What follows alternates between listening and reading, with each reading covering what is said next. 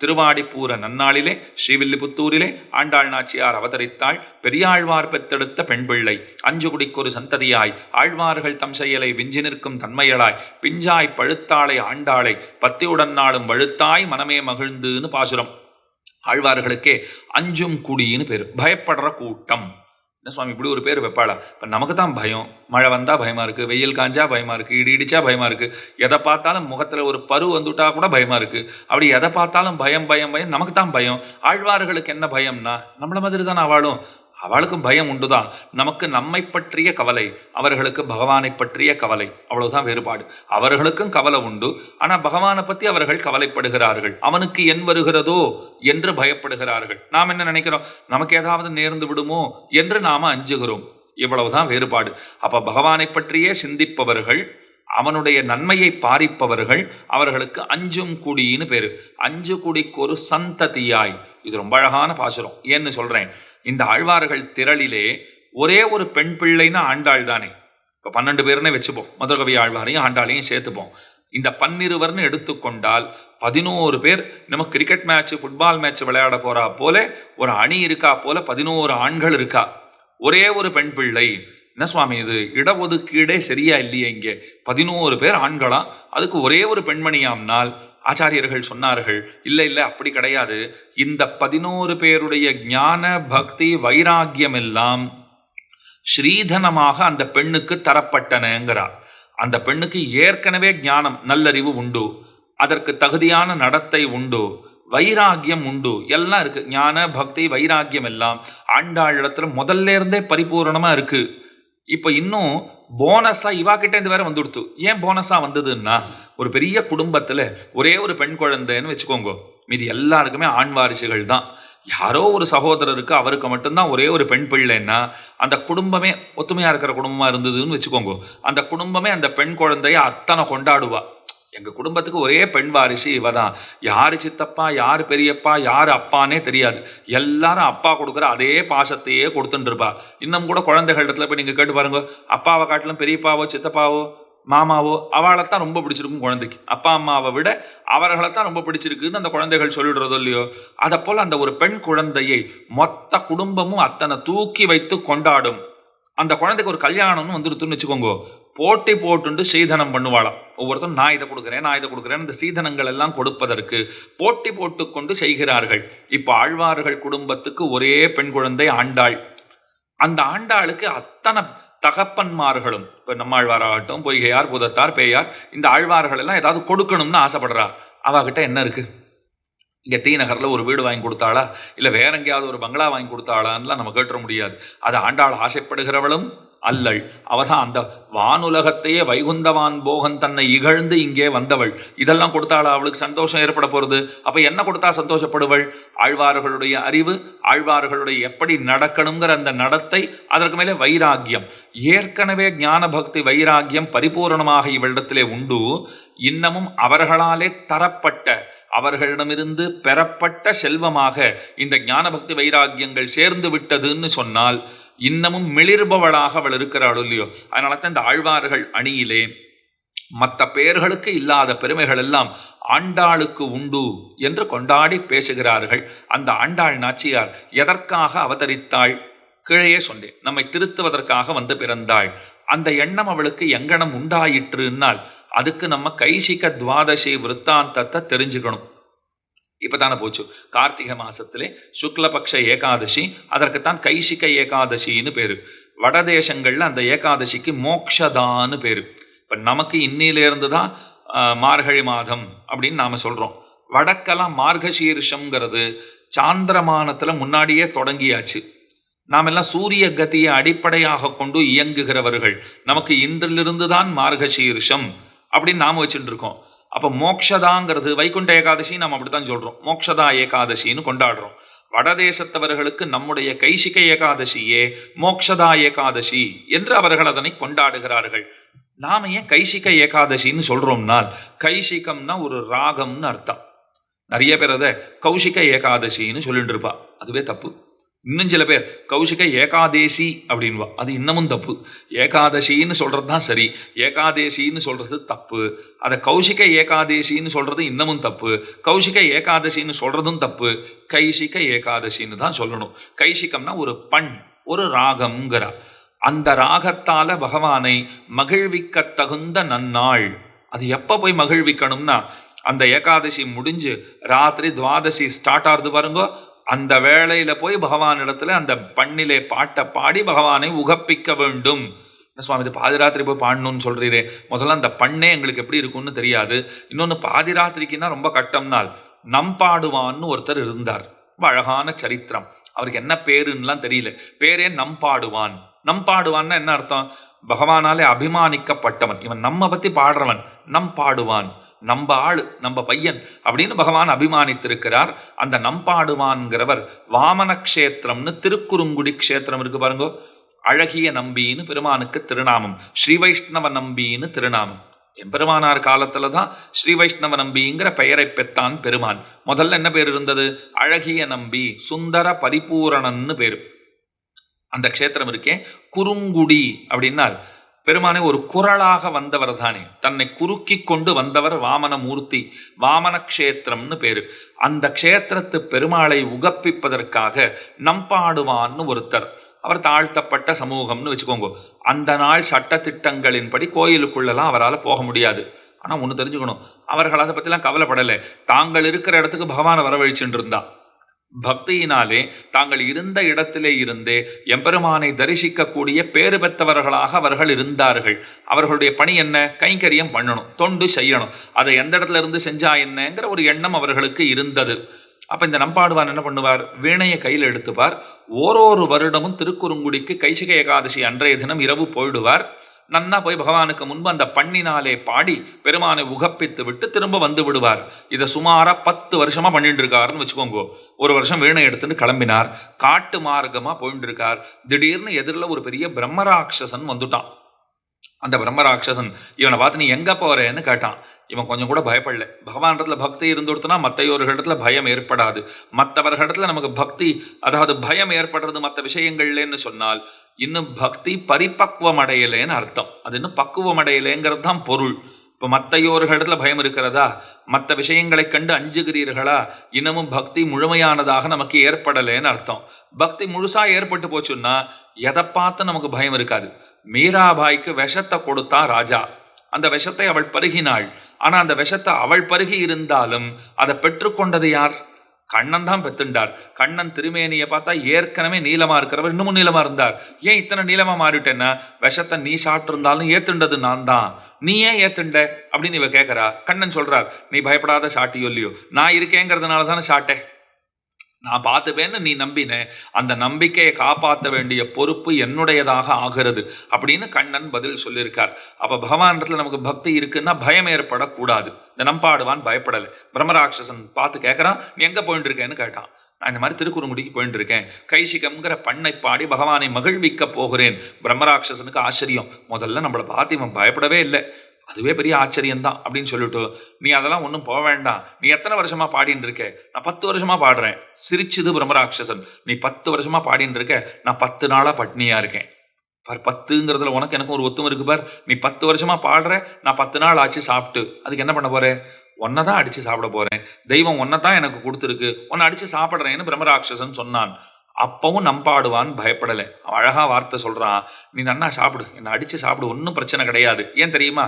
பிரம்மா எப்படி எழுதி வச்சிருக்காரோ அதன்படி நடக்க வேண்டியது உனக்கும் எனக்கும் பொறுப்பு. நாம் அப்படித்தான் நடந்தாகணும். உன் கையால எனக்கு மரணம், என்னை நீ அடித்து சாப்பிடுவாய் என்று என்னுடைய விதி எழுதப்பட்டிருந்ததாகில் அதன்படித்தான் நடக்க போகிறது. ஆனா உங்ககிட்ட ஒரே ஒரு ரெக்வஸ்ட்னா என்னன்னு கேட்டான் பிரம்மராட்சசன். இந்த ராத்திரி மட்டும் என்னை விட்டுடு, நான் கடகடன்னு ஓடி போய் கைசிகம்ங்கிற பண்ணினாலே பாடல்களை பாடி பகவானுக்கு கைங்கரியங்கள் பண்ணிட்டு திரும்ப இதே வழி உன்கிட்ட வந்துடுறேன், நீ விருப்பப்பட்டபடி என்னை அடித்து திங்கலாம் சொல்லிட்டான். பிரம்மராட்சசன் பார்த்தான், ஓன்னு சிரிச்சான். சிரிச்சுட்டு சொல்றான், என்னை பார்த்தா என்ன பைத்தியக்காரனாட்டம் தெரிகிறேன்னா, யாராவது ஒருத்தர் பிரம்மராட்சசின் கையில அகப்பட்டுட்டு தப்பிச்சு போயிட்டு திரும்ப கூட வருவாளா? போற வழியில எல்லாருக்கும் சொல்லிட்டு போடுவா, அந்த வழியா போகாதீங்க, நானே கஷ்டப்பட்டு தப்பிச்சு தான் வந்தேன், ஒரு பெரிய பிரம்மராட்சசன் உலவிக் கொண்டிருக்கிறான் அப்படின்னு டேஞ்சர் போர்டெல்லாம் வச்சுட்டு போயிடுவா. அதனால நான் உன்னை நம்ப மாட்டேன், நீ பொய் சொல்ற.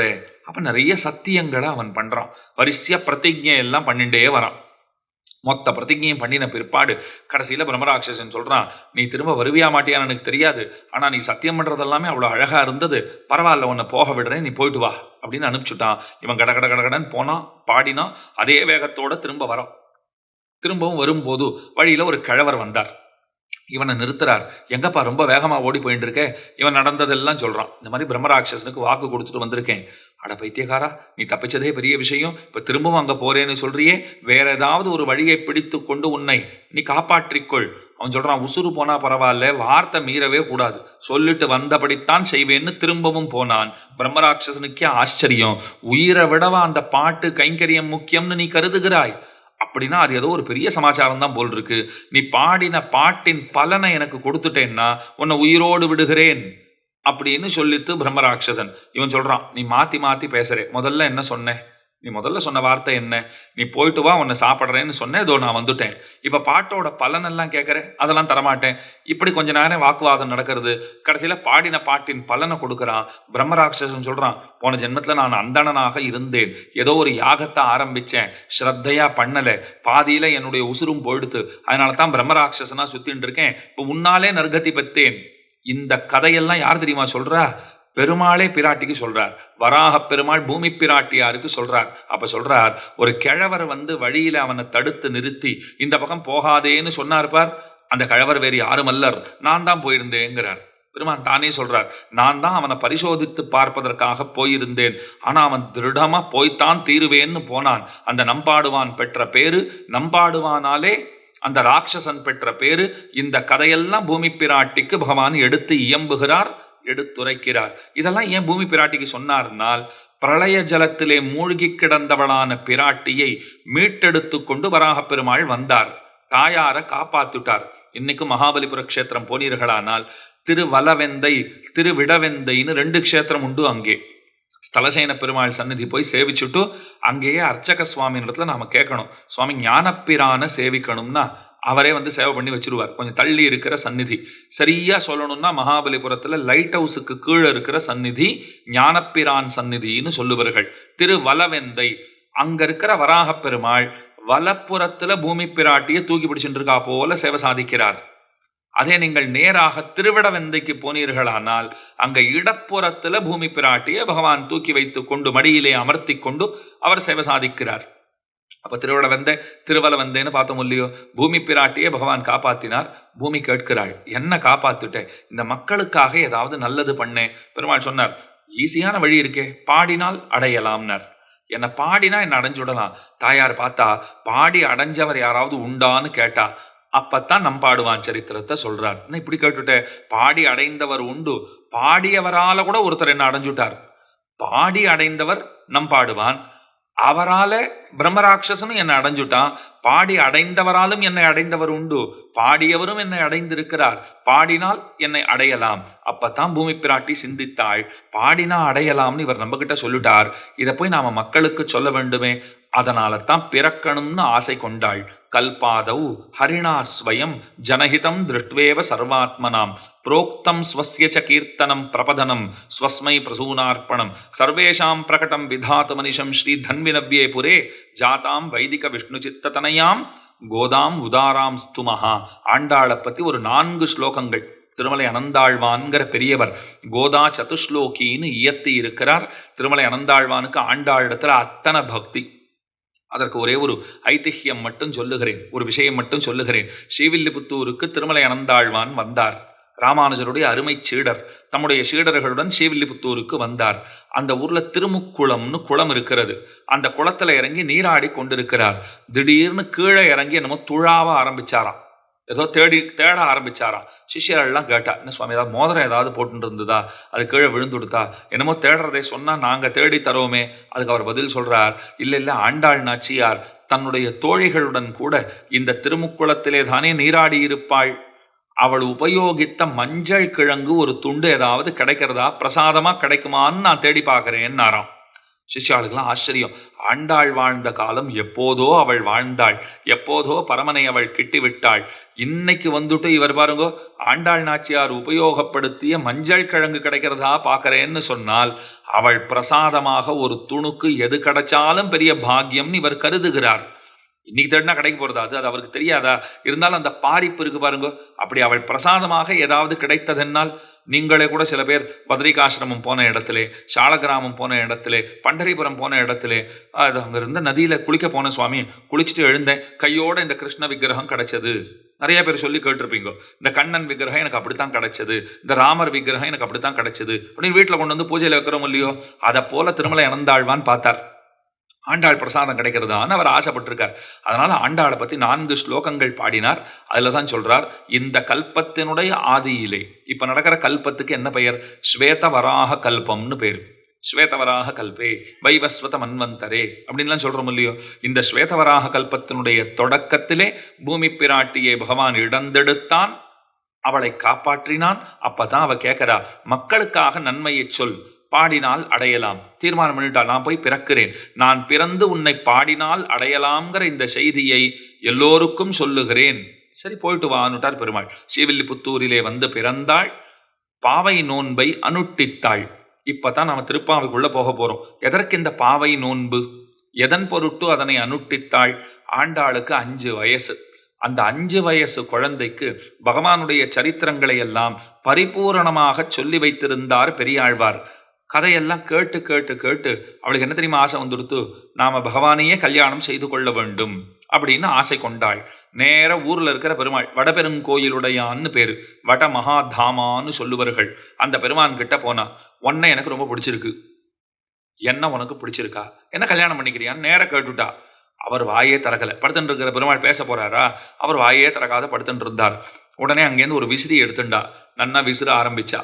விசிறிண்டே சொல்றா, இது மாதிரி இந்த மாதிரி பணிவிடையெல்லாம் நான் உனக்கு பண்ணுவேன், கல்யாணத்துக்கு அப்புறமும் பண்ணுவேன். ஏதோ இப்போ உங்ககிட்ட வந்து உன்னை பண்ணிக்கிறதுக்கு ஆசையா இருக்குன்னு கேட்கறேங்கிறதுக்காக பண்றேன்னு நினைக்காதே, எப்போதும் நான் தொண்டுகள் செய்வேன், என்னை திருமணம் செய்து கொள்வாயா? அப்பவும் அவர் வாயை திறக்கல. அழுக வந்துடுத்து குழந்தைக்கு. ஐயோ, இப்படி வெக்கத்தை விட்டுட்டு நான் போய் கேட்கறேன், ஒரு பெண் பிள்ளை போய் கேட்கறதுங்கிறது சாதாரணமான விஷயமா? இப்படி வாய் திறவாமல் இருக்கிறானே, பதிலே பேச மாட்டேங்கிறானே அப்படின்னு ஓன்னு அழுதுண்டே வெளியில வந்தா. வெளியில நிறைய வித்வான்கள்லாம் உட்கார்ந்துட்டு இருந்தா. இந்த குழந்தைய பார்த்தா, போச்சே குழந்தை தெளிவாத்தான் போச்சு, வரச்சே அழுதுண்டு வருது. நியாயமா கோயிலுக்கு போச்சே அழுதுண்டு போவோம், வரச்சே தெளிவா வரணும், அதுக்கு தானே கோயில் இருக்கு. எத்தனையோ மனக்கவலையோட போவோம், அவரை சேவிச்சுட்டு வரச்சே எல்லாம் சரியா போச்சுன்னு ஒரு எண்ணம். சரியா போச்சோ இல்லையோ, அவரை பார்த்தாலே ஒரு திருப்தி நமக்கு ஏற்பட்டு விடுறதோ இல்லையோ, நான் இருக்கேன் கவலைப்படாத நீ போயிட்டு வான்னு சொல்லி அனுப்புறார். அந்த சந்தோஷத்தோட திரும்ப வருகிறோம். இந்த பெண் பிள்ளை மாறாக போச்சே சிரிச்சுட்டே போனா, இப்ப வருஷம் அழுதுண்டே வராளே, என்னமா ஆச்சுன்னு கேட்டிருக்கா. குழந்தை பாவம் தேம்பி தேம்பி அழுதபடியே விக்கி விக்கி பேசுறது. இந்த மாதிரி நான் உள்ள போனேன், பிடிச்சிருக்கு, என்னை கல்யாணம் பண்ணிக்கிறியான்னு கேட்டேன், வாயே திறக்க மாட்டேங்கிறான். நான் விசிறி எல்லாம் எடுத்து சிசிரோபச்சாரம்லாம் பண்ணி பார்த்தேன், அப்படியும் ஒன்றும் பதில் சொல்ல மாட்டேங்கிறார், என்ன அவருக்கு பிடிக்கல போல் இருக்கு அப்படின்னு அழ ஆரம்பித்தது. அவள்லாம் சொன்னா, அந்த கண்ணன் எப்பவுமே அப்படித்தாம்மா, அவர்கிட்ட நாம போனோம்னா அவர் தள்ளி போவார், அவரை விட்டு நாம தள்ளி போனோம்னா நம்ம பின்னாடியே சுத்தி சுத்தி வருவார். இந்த திருவாய்ப்பாடியிலே கோகுலத்திலே இடைப்பெண்கள் கண்ணன் பின்னாடி சுத்தினா அவர்களை அவர் கண்டுக்கவே மாட்டார். அதே வரல ஒரு 4-5 நாளா ஒரு பெண் பிள்ளை கண்ணனை ஏறெடுத்தும் பார்க்கலன்னா, என்னை ஏன் நீ பார்க்கவே மாட்டேங்கிறேன்னு பின்னாடியே வந்துடுவார். இதுதான் அவருடைய ஸ்வபாவம். ஆண்டாள் சொன்னா, அவர் ஸ்வபாவத்துக்கு நான் தான் இங்கே பலியாடா, நான் இத்தனை கஷ்டப்படுறேனே, அவர் இல்லாத என்னால வாழ முடியாதே, என்ன செய்யட்டும்னு கேட்டா. அப்போ ரொம்ப அழகான ஒரு யோசனையே அந்த பெரியவர்கள் சொன்னார்கள். கண்ணன் வாழ்ந்த காலத்திலே ஆயர்பாடியிலே அந்த பெண்களோட விளையாடணும்னு வருவார். விளையாடிண்டே இருக்கச்சே திடீர்னு மறைஞ்சு போயிடுவார், எங்க போனார்னே தெரியாது. அப்புறம் 6 மாசமாலாம் 8 மாசமாலாம் எப்போ வருவார்னு ஒன்றும் நிச்சயமா சொல்ல முடியாது. வந்தா எப்போ போவார்னு தெரியாது, போயிட்டார்னா எப்போ வருவார்னு தெரியாது. இந்த பெண்களுக்கெல்லாம் அதனால ரொம்ப வருத்தம் உண்டாச்சுது. இந்த பெண்கள்லாம் ஒரு மீட்டிங் போட்டா, இந்த கண்ணன் வந்தா நன்னாத்தான் இருக்கு, ஆனா அவர் போயிட்டாருன்னா நம்மளால அதை தாங்கிக்கவே முடியல, அவர் எப்பவும் நம்ம கூட இருக்கிறதுக்கு எதனா வழி இருந்தா சொல்லுங்கோ அப்படின்னு கேட்டா. அதுதான் மீட்டிங்ல விவாதிக்கப்பட்ட விஷயம். எல்லாரும் சேர்ந்து என்ன தெரியுமா சொல்லிட்டா, அப்படிலாம் அவரை இழுத்துன்னு வர முடியாது, அவரா வந்தா தான் உண்டு, அவரா போயிட்டாலும் நம்மளால எதுவும் பண்ண முடியாது. மற்ற பெண்கள்லாம் சொன்னா, எங்களுக்கு அது புரியுறது, ஆனா அதை தாங்கிக்க முடியலையே, என்ன பண்றது? அதுக்கு ஒரு வழி இருக்குன்னா ஒருத்தி. என்ன வழி? நம்ம கூட்டத்திலேயே கண்ணனை போல முகவெட்டு முகஜாட இருக்கிற ஒரு பெண்ணை பாருங்கோ அப்படின்னு தேடினா. 5 லட்சம் குடிப்பெண்கள்ங்கிறா. அதனால யாரோ ஒருத்தி கண்ணனை போல கிடைச்சுட்டா. அந்த பெண்ணை முன்னாடி கொண்டு வந்து நிறுத்தினான். இவ பார்க்கறதுக்கு கண்ணனை மாதிரியே இல்லை, நீ இப்படி திரும்பு அப்படி திரும்பு, கொஞ்சம் சிரி, கண்ணனை போல புல்லாங்குழல் வாசிக்கிற மாதிரி நில்லு, எல்லாம் இப்படிலாம் பார்த்துட்டு ஒப்பனை எல்லாம் பண்ணி பார்த்தா அப்படியே கண்ணனை போல அச்சு அசல் தெரிஞ்சா. அந்த பெண்கள்லாம் என்ன தெரியுமா சொல்லிட்டா, இனிமே நமக்கு இவள் தான் கண்ணன், இவளோடைய விளையாடி கொண்டிருக்க வேண்டியது. இவ எப்படி கண்ணன் ஆவான்னா, பார்க்கறதுக்கு கண்ணன் மாதிரி இருக்காளா இல்லையா, நன்னா இருக்கா, புல்லாங்குழல் வாசிக்க தெரியுமா, நன்னா வாசிப்பேன்னுட்டா. அவ சிரிக்கிறது கண்ணனை மாதிரியே இருக்கு, நிறம் கண்ணனை போலவே இருக்கு, ஆடை அணிகலன் கண்ணனை போல அணிவிச்சாச்சு. அப்ப கொஞ்ச நாளில் என்ன ஆகுமான்னு, நமக்கு கண்ணன் இல்லைன்னு முதல்ல நாம நினைச்சுப்போம். அது விளையாட விளையாட விளையாட கொஞ்ச நாளில் என்ன ஆயிடும்னா, சாட்சாத்து கண்ணன் தான் இதுன்னு நாம நம்ப தொடங்கி விடுவோம். அவ்வளவுதான் விஷயம். இதற்கு அனுகாரம்னு பேரு. ஒரு பெண்ணை அந்த மாதிரி தயார் பண்ணி, இனிமே கண்ணன் வந்தாலும் கவலை இல்லை, வரலனாலும் கவலை இல்லை, ஏன்னா கண்ணன் கூடவே இருக்கா போல ஒரு ஃபீலிங் நமக்கு கிடைச்சி விடுறது, அந்த ஃபீலிங்கே போதுமானது அப்படின்னு தீர்மானம் பண்ணி கொண்டு அனுகாரம் பண்ணினார்கள். இதைத்தான் வெளியில இருக்கிற பெரியவா ஆண்டாள் இடத்துல சொன்னா. அதை போல நீயும் அப்படின்னா, ஆண்டாள் இப்படி கையை காமிச்சா, நான் நன்னா புரிஞ்சுன்னுட்டேன் அப்படின்னு கண்ணெல்லாம் நன்னா தொடச்சுன்னுட்டு, எனக்கு நன்னா புரிஞ்சு போச்சு, நானும் அப்படித்தான் பண்ண போறேன். ஆனா ஒரு சின்ன வேறுபாடு, நான் கண்ணனை போல வேஷம் போட்டுக்க போறது இல்லை. என் தோழிகள்ல ஒருத்திக்கு கண்ணனை போல வேஷம் போட்டு கண்ணன் கூட இருக்கா போல ஒரு தோற்றத்தை நான் உண்டாக்க போறது கிடையாது. அப்ப என்ன பண்ண போறேன், கண்ணனை போல தங்களை நினைத்து கொண்ட கோபிகைகள், அந்த கோபிகைகளாக நான் என்னை நினைத்து கொள்ள போகிறேன். என்னையும் என்னை சேர்ந்த தோழிகளையும் நாங்கள் இப்போதிலிருந்து கோபிகைகளாகவே எண்ணிக்கொள்வோம். தங்களை கண்ணனாக எண்ணிக்கொண்டு கோபிகைகள் தரித்தார்கள், தங்களை கோபிகைகளாக எண்ணிக்கொண்டு ஆண்டாளும் தோழிகளும் தரித்தார்கள், அனுகரித்தார்கள். அனுகாரம் பண்றதுன்னா எப்படி சொல்றது, அனுகாரம் பண்றதுன்னா ஒருத்தரை போலவே நட உட பாவனை எல்லாம் சொல்றாள் இல்லையோ, அதுதான் அனுகாரம்ங்கிறார். அந்த அனுகாரம் பண்ணுவதுன்னு தீர்மானம் செய்து கொண்டு தன்னை ஒரு இடைப்பெண்ணாகவே எண்ணிக்கொண்டாள். தான் இருக்கிற ஊர் ஸ்ரீவில்லிபுத்தூர், 5 வயசு குழந்தை ஊரை பார்க்கறது. இந்த ஊர் எனக்கு கோகுலம், இனிமேல் இது ஸ்ரீவில்லிபுத்தூர்னு சொல்ல மாட்டேன், இதுதான் கோகுலம். பெருமாள் சந்நிதி இருக்கிறதா, வடபெருங்கோயிலுடையான் சந்நிதி, அதுதான் நந்தகோபாலனுடைய இல்லம். உள்ளுக்குள்ள பகவான் படுத்துன்னு இருக்காரா, கண்ணன் எம்பெருமான், அவர்தான் கண்ணன். நான் ஒரு கோபிகை, ஒரு இடைப்பெண் என்று தன்னை எண்ணிக்கொண்டாள். இடை பேச்சு ஆண்டாளுக்கு வந்துடுத்தான். இடை முடி அவ போட்டுக்கிறா போல கொண்ட போட்டுக்க ஆரம்பிச்சா. இடை நடை, நடக்கிறத பார்த்தா இடைப்பெண்கள் நடக்கிறா போலவே நடக்க ஆரம்பிச்சா. இப்ப இடை பேச்சு, இடை முடி, இடை நடையெல்லாம் வந்துடுத்தா. நான் என்ன சொல்லுவேன், ஆண்டாள் இதெல்லாம் வேணும்னே தங்கிட்ட வரவழைச்சுட்டு இருக்கா, இல்லாத ஒன்றை இருப்பதை போல காண்பிச்சுட்டு இருக்கான்னு சொல்லிடுவேன். இதெல்லாம் நடிப்பு தானே சுவாமின்னு விடுவேன். ஆனா ஆச்சரியம் என்ன தெரியுமா, முடை நாற்றமும் வந்ததுங்கிறா. முடை நாற்றம்னா இந்த வெண்ணெய், பால், தயிர், நெய் இதெல்லாம் எப்பவும் வச்சுட்டு இருக்கிறதுனால, வியாபாரம் பண்றதுனால அவர்களிடத்துல ஒரு வாசனை வரும் பாருங்கோ. இப்ப மீதியெல்லாம் நான் நடிக்கலாம், இந்த வாசனை எங்கிட்ட எப்படி வரும், ஆண்டாள் இடத்துல அந்த வாசனையும் வந்துடுத்து. அப்பத்தான் தெரிஞ்சது இது எதுவுமே நடிப்பு கிடையாது. அவள் அனுகாரம் பண்ண புகுந்தவள் ஒரு இடைப்பெண்ணாகவே மாறிப்போனாள்ங்கிறது தான் யதார்த்தம். ஒரு இடைப்பெண்ணாக மாறினாள். பகவானை சென்று அவனை கெட்டி அவனை எழுப்பணும்னு ஆசைப்பட்டா. இப்ப நீங்க ஒரு 1.5 மணி காலம் ரீவைண்ட் பண்ணி பின்னாடி போகணும். 7 மணிக்கு உபன்யாசம் ஆரம்பிச்சோமா, அப்ப நான் ஒரு வார்த்தை சொன்னேன், ஆழ்வார்களை பகவான் எழுப்பினான், தன்னை காட்டினான், உங்களுக்கு நான் தலைவன், எனக்கு நீங்கள் அடிமைகள், தொண்டு செய்யுங்கோள் அப்படின்னு அவர்களை நியமித்தான். இப்ப ஆண்டாள் விஷயத்துல என்ன தெரியுமாச்சு, ஆண்டாள் போனா பகவானை எழுப்பினாள். மற்ற பேர்களை எல்லாம் பகவான் எழுப்புறார், ஆண்டாள் அவனையே எழுப்பினாள். முதுகுல தட்டின உடனே அவன் பார்த்தானா, யாரும் தெரியலையே தட்டுறாளேன்னு திரும்பினாள். நான் தான் ஆண்டாள், வில்லிபுத்தூர் விட்டு சித்தன் கோதை, என்ன விஷயம்னு கேட்டார் பெருமாள். நான் உனக்கு அடிமை, அடிமை செய்ய வந்திருக்கிறேன், ஏற்றுக்கொள். பெருமாள் கிள்ளி பார்த்துட்டாராம். இந்த மாதிரி இது வரைக்கும் ஒரு சொத்தும் என்கிட்ட பேசினதே கிடையாது, எல்லாம் என்னோடது தான். ஆனா நான் யாரை பார்த்து நீ என்னுடையவன்னு சொன்னாலும் அவன் உடனே என்கிட்ட என்ன தெரியுமா சொல்றான், அதெல்லாம் அவன் வேலையை பார்த்துன்னு போ, நீ வேற நான் வேற, உன்னை போல நானும் அனாதி. எவ்வளவு லாஜிக்கா பேசுறான் பாருங்க. உன்னை போல நானும் அனாதி, நீயும் அழிவில்லாதவன், நானும் அழிவில்லாதவன். பரமாத்மா உனக்கும் அழிவு கிடையாது, ஜீவாத்மா எனக்கும் அழிவு கிடையாது, எனக்கும் ஆதி அந்தம் கிடையாது, உனக்கும் ஆதி அந்தம் கிடையாது. அப்புறம் அது என்ன, நீ ஆண்டான் நான் அடிமை, நான் ஏன் இதை ஒப்புக்கணும்? பகவான் பார்க்கிறார், இவனுக்கு அறிவு இருக்கு, ஆனா அந்த அறிவு பிரயோஜனப்படுற அறிவா இல்லை. அடியோட அறிவில்லாதவன் சொல்ல முடியாது, ஏன்னா உயர்ந்த விஷயங்களை அவன் சொல்லியிருக்கான். நீயும் அனாதி நானும் அனாதின்னுட்டான். உனக்கும் ஆதி அந்தம் கிடையாது, எனக்கும் ஆதி அந்தம் கிடையாது. அப்புறம் அது என்ன, நீ தலைவன் நான் தொண்டன். இந்த இடத்துலதான் சரிக்கு விழுகிறான் அவன். அதனால பகவான் பார்த்தார், ஓஹோ இப்ப அறிவில்லாதே இருந்துட்டா கூட தேவலாம் போல் இருக்கு, அந்த அறிவு கொஞ்சமாக ஏற்பட்டு அது ஒரு அரைக்குறை அறிவாக இருந்து விட்டதுன்னு வச்சுக்கோங்க, அதை விட அனர்த்தம்ங்கிறது இன்னொன்று கிடையவே கிடையாது. அப்ப நாம் அத்தனை பேரும் எதிரம்பு கோக்கிறவர்களாக இருக்கிறோம். அந்த சமயத்திலே கஷ்டப்பட்டு பகவான் நம்மளை எழுப்புறார், நீ என்னுடையவன்னு சொல்றார், எனக்கு நீ தொண்டுகள் பண்ணேன்னு கையை கூப்பிண்டு அவர் கேட்கிறார். நம்ம கையை கூப்பிண்டு தொண்டுகள் செய்ய வேண்டும் என்று அவர் கை கூப்பிக்கொண்டு நம்மிடத்திலே மன்றாடுகிறார், இறைஞ்சுகிறார். ஆனா ஆண்டாள் பாருங்க, அவனை போய் எழுப்பினா, நான் தொண்டு செய்ய வந்திருக்கேன், என்கிட்ட தொண்டுகளை பெற்றுக்கொள்னா. பகவான் சந்தோஷப்பட்டார். இந்த மாதிரி ஒருத்தர் வந்தது கிடையாது, நீதான் வந்திருக்கிறாய். ஆண்டாள் சொன்னா, நான் மட்டும் வரல, பல பேரை அழைத்து கொண்டு வந்திருக்கிறேன், என்னுடன் பல பேர்களை நான் கூப்பிட்டு கொண்டு வந்திருக்கிறேன். திருவாய்ப்பாடியிலே ஒரு பெண் பிள்ளையானாலும் சரி, அவளை விட்டுட்டு போறதுங்கிறது கிடையாது. எல்லோரும் வந்தாத்தான் பகவானிடத்திலே செல்லுவது என்று கங்கணம் கட்டிக்கொண்டு அத்தனை பேர்களுமாக பாவை நோன்பை அனுட்டித்தார்கள். இந்த நோன்பிற்கு முக்கிய பிரயோஜனம் கண்ணனிடத்திலே கைங்கரியம். ஞாபகம் வச்சுக்கணும். திருப்பாவையை எதற்காக ஆண்டாள் பாடினாள்? 29ஆம் பாட்டுல சொல்றா பாருங்கோ, உந்தன்னோடு உத்துவமே யாவும் உனக்கே நாமாட் செய்வோம் மத்த நம் காமங்கள் மாற்று சொல்லிட்டாலும் இல்லையோ, உனக்கு தொண்டுகளை செய்யணும், மற்ற ஆசைகளை எல்லாம் போக்கி கொடு, வேற எந்த ஆசையும் எனக்கு இருக்கக்கூடாது, உனக்கு தொண்டு செய்வதொன்றை தவிர மற்ற எந்த ஆசையும் நமக்கு கூடவே கூடாது, ஒரே ஒரு ஆசை உனக்கு தொண்டு, அது மட்டும்தான் இருக்கணுங்கிறா.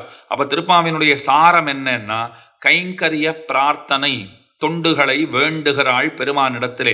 அந்த தொண்டு யாருக்கு கிடைக்கும்? நமக்கே. என்ன வேண்டும்? தொண்டு, பறை. யார் கொடுப்பா? நாராயணனே. முதற்பாட்டிலேயே சொல்லிவிட்டாள்.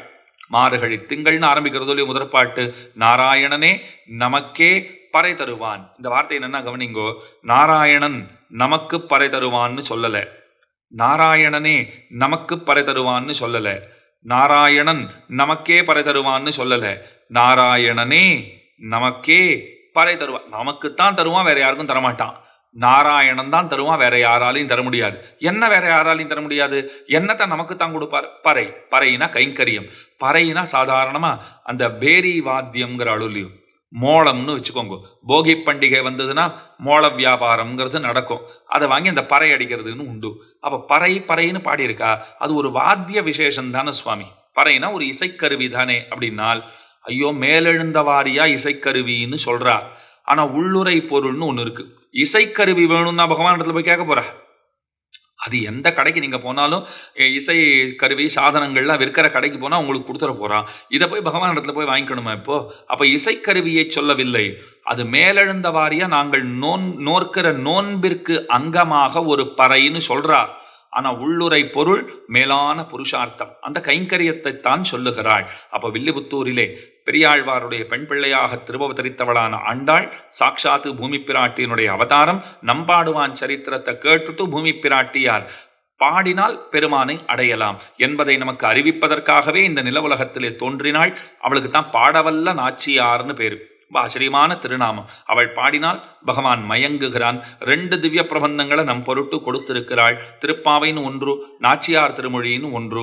இந்த பாசுரங்களினாலே, பாடல்களினாலே, பிரபந்தங்களினாலே என்ன சொல்ல வருகிறாள்னு சொன்னால், நீங்கள் சுதந்திரர்கள் அல்லர்கள், உங்களுக்கு சுதந்திரத்தன்மை கிடையாது நம்மை பார்த்து சொல்லுகிறாள்.